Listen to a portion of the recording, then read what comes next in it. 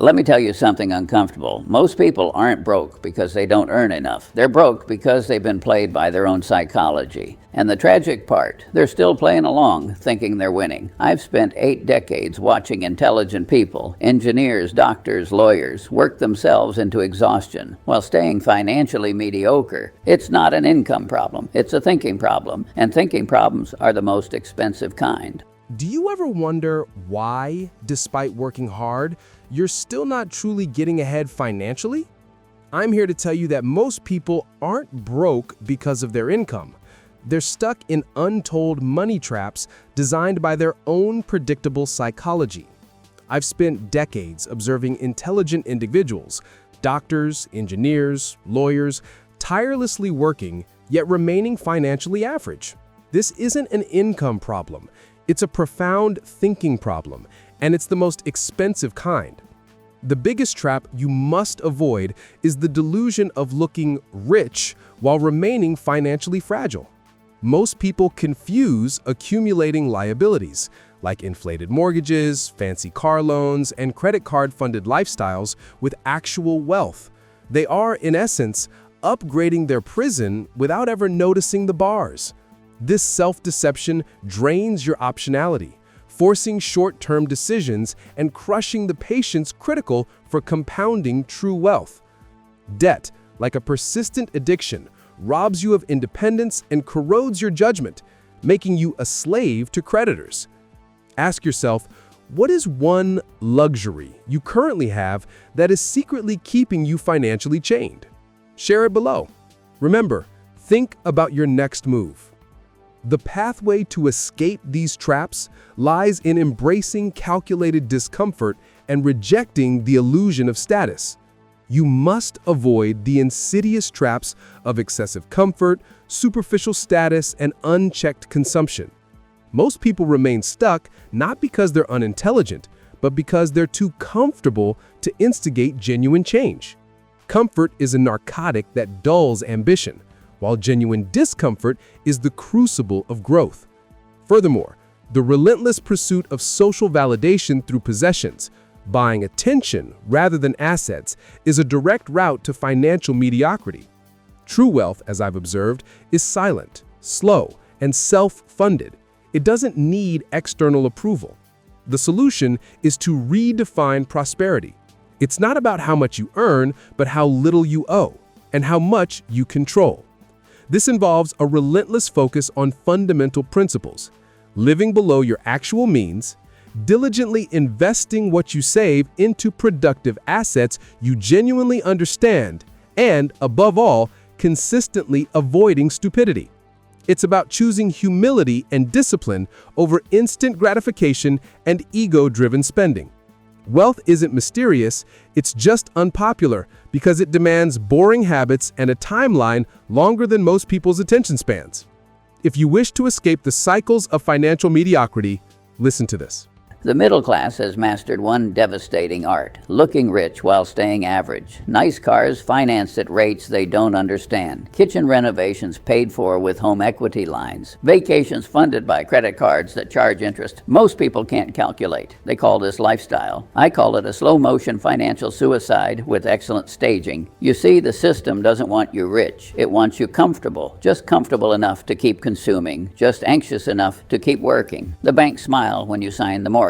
The government collects when you earn. The corporations sell you another shiny object when you're bored. Everyone's getting rich except you, and you're too busy upgrading your prison to notice the bars. Here's the truth nobody wants to hear. Wealth isn't about what you earn. It's about what's left after you subtract stupidity. The middle class calls their mortgage an investment. They call their car a necessity. They call their credit card rewards free money. That's not financial literacy. That's self-delusion with paperwork. When I was young during the Depression, people saved first and spent later. They understood something fundamental. Money doesn't care about your feelings. Today's middle class does the opposite. They spend first and pray the future will somehow be richer. They've confused motion with progress, activity with achievement. You know what happens when an entire society lives beyond its means? It doesn't become prosperous. It becomes a collection of well-dressed slaves, not to kings, but to creditors. I've watched this movie replay itself, generation after generation. Smart people work 60-hour weeks just to maintain the consequences of their own bad decisions. They don't own their homes. Their mortgages own them. They don't drive their cars. Their loans drive their choices. That's not success. That's a treadmill with marble flooring. And the middle class keeps running faster, wondering why they never arrive anywhere. The average American can't handle boredom. They crave stimulation, even if it costs them their future. So they swipe, upgrade, refinance, and repeat. They'll spend 30 years paying for a home, but never spend 30 minutes understanding compound interest. They'll know the horsepower of their car, but not the interest rate on their credit card. This isn't ignorance, it's chosen blindness. They don't want to know because knowing means admitting they've been fools, and the ego hates that more than poverty itself. The middle class doesn't fail because of lack of opportunity. They fail because of lack of restraint. They refuse to delay gratification and call it living in the moment. But here's what I've learned. You don't get rich by chasing comfort. You get rich by enduring discomfort intelligently. If you need every purchase to feel justified, you'll never be free. Let me talk about debt. Debt is like alcohol. 1 glass feels harmless, 2 makes you social, and by the 5th you're making stupid promises you can't keep. The middle class calls it leverage. I call it what it is, self-imposed servitude. They borrow to look successful instead of being successful. They think they're playing offense, but they're really cornered on defense, paying interest to people who are smarter than them. It's a transfer of wealth from the impatient to the patient. I've watched entire generations convince themselves that good debt exists. Let me be clear. Debt is only good when someone else owes it to you. Mortgage, student loan, car loan, credit card. These are the 4 horsemen of financial mediocrity. Optionality. That's what wealth really buys. The ability to walk away, to say no, to not care what the market, your boss, or the bank thinks. You can't have optionality when your life is pre-sold to creditors. The middle class has turned the word loan into a love language. They'll borrow for college, a wedding, furniture, even a vacation. Then they brag about their credit score like it's a badge of honor. Let me tell you a secret. Your credit score measures how well you've played by the lender's rules. It's not a sign of intelligence. It's a sign of compliance. I've seen this movie before. In 1929, Americans borrowed to buy stocks. In 2008, they borrowed to buy homes. In both cases, when the music stopped, debtors were the ones left standing without chairs. The middle class still hasn't learned. They borrow today, believing tomorrow will be richer. I've never met a man who lost his house because he didn't have debt, but I've met thousands who lost everything because they had just a little too much. Debt doesn't just steal your money, it steals your calm, your time, your ability to think independently. When you owe someone money, you start filtering your decisions through fear. That fear quietly corrodes your judgment, and judgment is everything in life and investing. When you're leveraged, you can't be patient. You can't sit through volatility. You can't think long term. You can't even think straight. The middle class loves to say you have to take risks to grow. The irony is they think debt is the bridge to opportunity. In reality, it's a moat around their own prison. They decorate it with granite countertops, call it a dream home, and spend the next 30 years guarding the keys.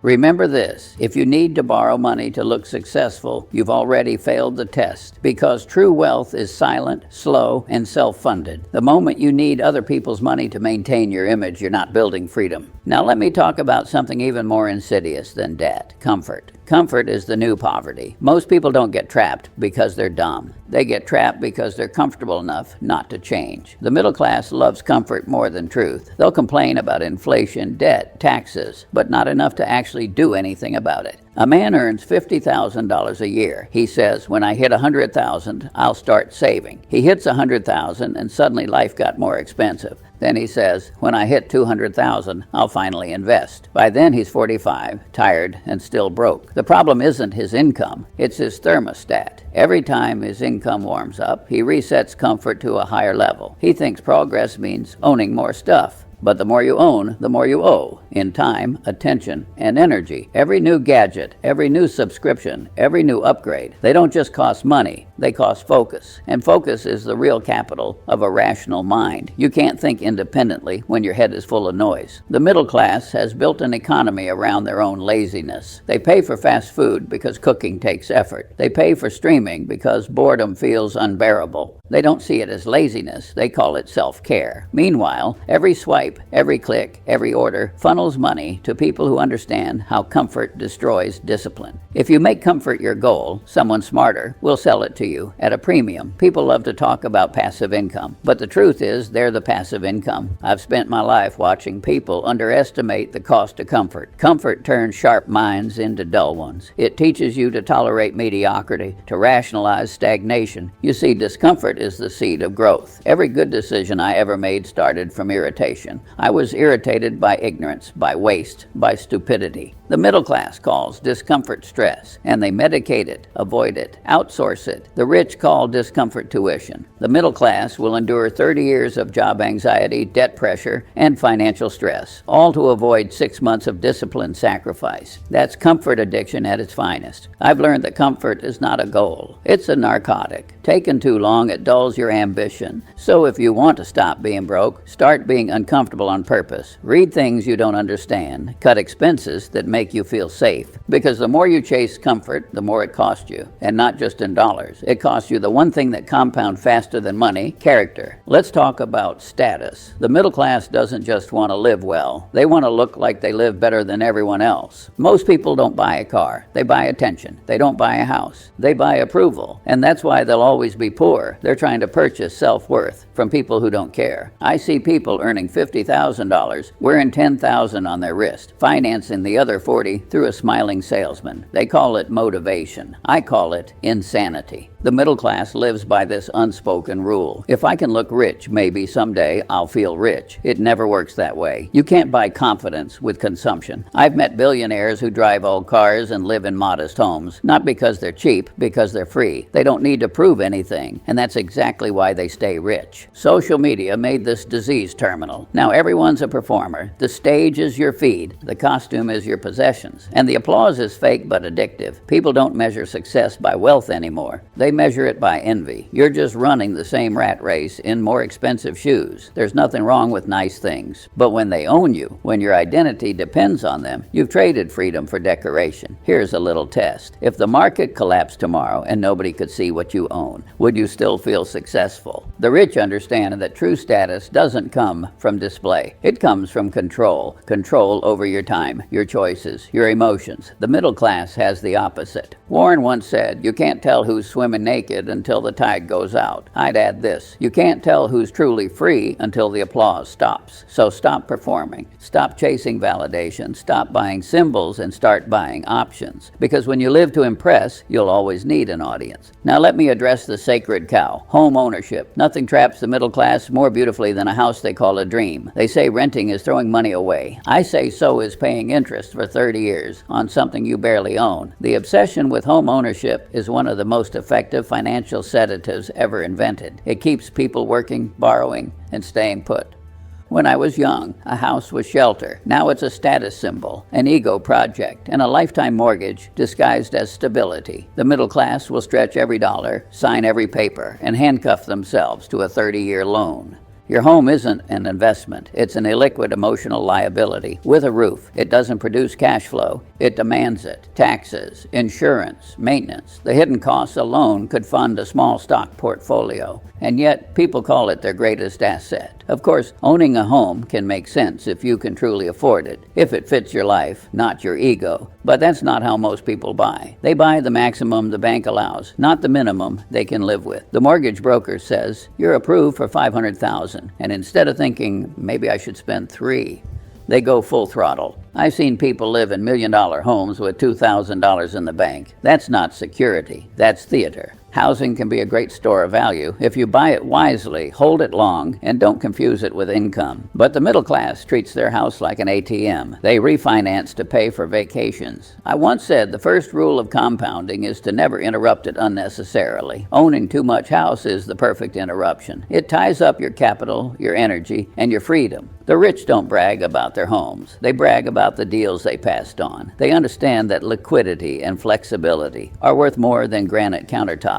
If you really want to be rich, you don't need a bigger house. You need a smaller ego, because a humble home with peace and savings beats a mansion with debt and anxiety every single time. Now let's talk about investing. The middle class loves to say, "I'm investing." What they really mean is they're speculating badly. They buy what's popular, not what's valuable. They follow trends emotions, not logic, and they call it strategy. I've watched people pour their savings into crypto, meme stocks, and IPOs they can't even pronounce, just because someone on YouTube said it's the next big thing. It's the same psychology that made people chase tulips in 1637 and tech stocks in 1999. The middle class is obsessed with getting rich quickly because they never built the patience to get rich slowly. They want Buffett's returns without Buffett's temperament. They want Munger's wisdom without Munger's boredom. Wealth isn't built by genius. It's built by sitting still while everyone else loses their minds. But sitting still doesn't look exciting on social media. Most people don't have an investment problem. They have an impatience problem. They want the thrill of activity, the dopamine hit of doing something. But activity and results are not the same thing. I once said, the big money is not in the buying and selling, but in the waiting. And that's exactly why the middle class never sees it. They'll tell you they diversified. What they really did was spread ignorance across multiple positions. They think diversification protects them. Understanding does. You can own a single great business for decades and become wealthy, or you can own 50 mediocre ones and stay average forever. But mediocrity feels safer. The truth is simple. Spend less than you earn. Invest the difference in something you understand. Wait patiently while compounding works quietly in your favor. The middle class hears that and says, that's too boring. Then they lose money chasing something exciting. If you need excitement, go to Las Vegas. The irony is the middle class has access to more information than any generation before them, and yet they've never been dumber with money because they mistake information for wisdom. You want to know why the rich get richer? Because they stay calm when everyone else loses control. They don't react to headlines, tweets, or trends. They think in decades, not days. The middle class can't do that. They don't have the temperament. Let me tell you about the income trap. The middle class worships income like it's salvation. They think if they can just earn a little more, everything will finally click. Because the problem isn't the size of the paycheck, it's the size of the appetite. You can't out-earn stupidity. Every raise becomes a new bill. Every bonus becomes a new toy. Every success becomes a new excuse to spend more. I've met doctors earning $500,000 a year who are broke. I've met teachers earning $50,000 who are financially free. Discipline scales better than income. But the middle class treats lifestyle like a scoreboard. Every dollar earned is immediately converted into comfort, and comfort, as I've said before, kills growth. The I deserve it mindset is the most expensive phrase in any language. It's the adult version of I want it now. They work harder, earn more, and still live paycheck to paycheck. Let me put it bluntly. If your income rises and your savings rate doesn't, you've learned nothing. People like to quote Warren and me when it's convenient, but they ignore the boring part, the discipline. We didn't get rich by earning the most. We got rich by keeping the most. You don't build wealth by addition. You build it by subtraction, subtracting stupidity, ego, and unnecessary noise. Most people have a spending reflex instead of a saving reflex. When income increases, they instinctively upgrade their lifestyle. Here's what the middle class never grasps. Income is temporary. Habits are permanent. A good habit will make you rich on any income. That's why I say the goal isn't to make more money. It's to need less, because needing less gives you options. You can't save what you don't respect. And the middle class doesn't respect money. They use it to display emotion, not logic. If you want to escape the income trap, stop asking, how can I earn more? Start asking, how can I need less? Because once you control your needs, your income stops being your master and starts being your tool. Now, let me talk about the tax nobody sees. The middle class doesn't just pay taxes to the government. They pay a much larger one, the ignorance tax. Every time they sign a bad loan, swipe a high-interest credit card, chase a dumb investment, or buy insurance they don't need, they're paying it. Ignorance is expensive, but it doesn't send you a bill. People love to complain about the wealthy paying less in taxes. But the truth is, the rich don't avoid taxes. They avoid ignorance. They read the fine print. They understand the rules. They know how the system works because they took the time to learn it. You know what ignorance looks like in real life? It's the person who buys a brand new car with a 7-year loan. It's the investor who can't explain what they own, but checks the price 5 times a day. You don't have to be brilliant to avoid it. You just have to be curious. But curiosity requires humility. The market punishes arrogance, but it absolutely crushes ignorance. I once said, if you think education is expensive, try ignorance. That's not a metaphor. Most people don't even know the basic laws of compounding, inflation, or opportunity cost. They can name every celebrity scandal of the month, but not their own annual expenses. That's why they get blindsided by the same traps over and over. You can't protect what you don't understand. And the middle class refuses to understand. Financial ignorance creates dependence. Dependence creates fear. Fear creates obedience. That's the real hierarchy. The rich spend years learning how to make money multiply. The middle class spends years figuring out how to spend it faster. And then they call the results unfair. Knowledge compounds faster than capital. And the middle class never compounds either one. They think financial education is optional. The irony is, in the age of free information, ignorance is now a choice. Every answer is online. Every book is one click away. So they'll keep paying, quietly, endlessly, through bad deals, high fees, and missed opportunities. That's the ignorance tax. And it's the only tax with no deductions, no refunds, and no sympathy. Now let me talk about the deadliest sin. If you want to understand why the middle class stays broke, forget economics. Study envy. Envy is the most contagious disease on earth. And unlike the flu, it doesn't make you sick overnight. It kills you slowly in installments. The middle class doesn't compete with the rich. They compete with each other, and they all lose. This isn't economics. It's psychology, and very stupid psychology. Envy is the tax you pay for caring about what doesn't matter. The middle class can't build wealth because they're too busy keeping up appearances. They think prosperity is a competition. Warren and I used to joke that envy is the only sin that doesn't even make you feel good. At least greed, lust, and gluttony have a payoff. Envy is pure pain. Social media made envy scalable. Every scroll is a reminder that someone else seems richer, happier, thinner, younger. So people spin, chase, and exhaust themselves trying to catch up to images that aren't even real.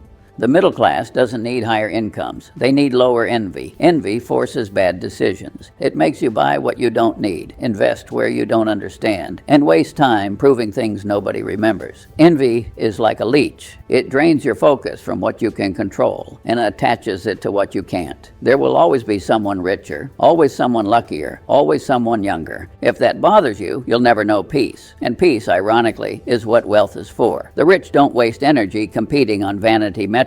They're too busy compounding. The middle class, meanwhile, is too busy comparing. Comparison makes you emotional. Emotion makes you stupid. And stupidity makes you poor. That's the chain. Envy doesn't just cost money. It costs clarity. It fogs your mind until you can't tell the difference between genuine ambition and desperate imitation. If you want to live better than most people, you have to think opposite of most people. But envy keeps you in the herd. And the herd never gets rich. Because the moment you stop needing to look richer, you start becoming richer. The cure to envy is gratitude and discipline, and the middle class has neither in abundance. Now let me tell you about the final trap. The deadliest trap of all isn't debt, envy, or spending. It's thinking you're fine. Most of the middle class isn't desperate. They're comfortable, and that's exactly why they'll never change. They confuse stability with security. A steady job, a paid mortgage, a little savings. They think that's enough. I've seen this story for 80 years. People climb just high enough to stop worrying, and then they stop thinking. They stop learning. The middle class trusts comfort like a religion. They think because life looks normal, they're safe. But all it takes is one job loss, one illness, one market crash, and that comfort evaporates overnight. I've always said, all I want to know is where I'm going to die, so I'll never go there. The middle class refuses to look. They live financially blind, assuming tomorrow will resemble today. Most people will never retire, not because they didn't work hard, but because they never built anything that worked without them. They spend their entire lives feeding other people's machines. They mistake motion for progress. They mistake income for wealth. They mistake appearance for success, and they mistake comfort for control. That's how smart people end up trapped, not by failure, but by good enough. The rich aren't necessarily smarter. They're just more paranoid about staying stupid. They keep learning. If you ever want to escape the traps, you have to admit you're still capable of falling into them. Humility is your only defense. Every fortune starts with one decision: to stop being ignorant, comfortable, and average. Not tomorrow. Not when the market's better. Stop chasing luxury. Start building liquidity. Stop showing off. Start showing discipline. Stop confusing consumption with progress, because they're not the same thing, and pretending they are has cost millions of people their financial freedom. The path is simple, brutal, but simple. Spend less than you earn. Invest what you save. Avoid stupidity. Repeat for decades. That's it. No secret formula. No next big thing. Just discipline compounded over time. But most won't do it because simplicity feels insulting to people who want shortcuts. That's why they'll stay broke. proudly, stubbornly, and loudly. The middle class keeps waiting for a miracle. The rich simply stop making excuses. They stop blaming the economy, their parents, their education, the government. They looked in the mirror and made different choices. And those choices, repeated consistently over decades, created outcomes that look like luck to people who don't understand cause and effect. You see, wealth isn't mysterious. It's just unpopular. The habits that build it are boring. The timeline is longer than most people's attention span. But mathematics doesn't care about your feelings. Compound interest doesn't negotiate. Time doesn't wait. So ask yourself honestly, are you building freedom or just decorating your cage? Because the bars don't disappear when you call them goals. And until you see the trap for what it is, you'll keep walking in circles. When I look back on 80 years of watching human behavior, I see the same patterns repeat. The middle class has always existed, and it has always stayed middle because it refuses to think differently. Warren and I didn't become successful because we were the smartest people in the room. We became successful because we were willing to be the most boring. We read more. We thought longer. We waited patiently. We avoided stupidity more carefully than we chased brilliance. That's the real secret, if you can even call it that. Avoid stupidity. It sounds simple because it is simple. But simple and easy are not the same thing. Most people know what they should do. They just can't bring themselves to do it consistently. Knowledge without action is just expensive entertainment. And the middle class has turned personal finance into a spectator sport. They watch videos about investing while their savings account stays empty. If I could leave you with one thought, it would be this. You are not trapped by your circumstances. You're trapped by your decisions. And decisions can change. You don't need permission. You don't need perfect conditions. You don't need more time or more money or more luck. You need different thinking, because better thinking creates better decisions. Better decisions create better habits. And better habits, compounded over time, create a completely different life. The middle class will keep doing what they've always done. They'll keep complaining, spending, and hoping for a different result. But you don't have to. You can invert. You can ask the right question. Not, how do I get rich? But, how do I avoid staying broke? Not, what should I buy? But, what should I avoid? Not how can I look successful, but how can I become free? Those questions change everything. I've watched empires rise and fall. I've watched fortunes built and destroyed. I've watched brilliant people make stupid choices, and average people make extraordinary progress. And the difference is never talent. It's always temperament, discipline, and the willingness to endure discomfort in the short term for freedom in the long term. The middle class trap is real, but it's not permanent. It's a choice you make every single day, with every dollar, with every decision. With every moment, you choose comfort over growth or growth over comfort. So the question isn't whether you can escape. The question is whether you will, because the path is clear. The math works. The principles are proven. The only variable left is you. Will you keep decorating your cage, or will you finally walk out? The door's been open the whole time. Most people just never look for it. Now you know where it is. What you do next is entirely up to you, and that's exactly how it should be. Because freedom, real freedom, starts the moment you stop blaming circumstances and start changing decisions. That's when the middle class trap loses its power, and that's when you finally start living like you actually understand what wealth means. Not the money, the optionality, the calm, the ability to say no, the ability to think clearly without fear. That's what we've been talking about this whole time. Not getting rich, getting free. And freedom is available to anyone willing to pay its price. The price isn't money, it's discipline, patience, and the courage to live differently than everyone around you. Most won't pay it, but you can. And if you do, decades from now, you'll look back and realize this was the moment everything changed. Not because you got lucky, because you finally got rational.